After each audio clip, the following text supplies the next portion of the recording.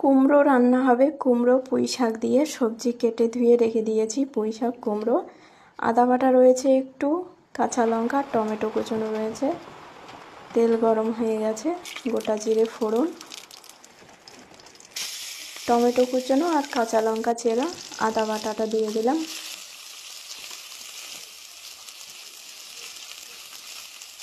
একটু লবণ দিয়ে দেব।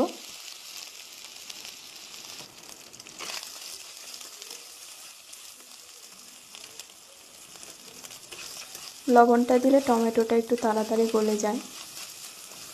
ব্যাস, এতে দিয়ে দেব কেটে রাখা সবজি। ভালো করে একটু ভেজে নেব লবণ হলুদ দিয়ে। তারপরে দিয়ে দেবো পুঁই শাক। পুঁই শাকটা দিয়ে একটু মিলিয়ে দেবো।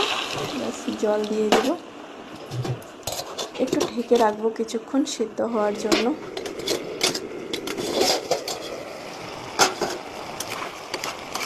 সিদ্ধ হয়ে গেছে।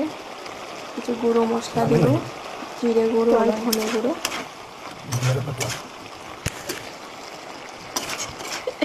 ভালো করে কষিয়ে কষিয়ে একটু ভাজা ভাজা হবে।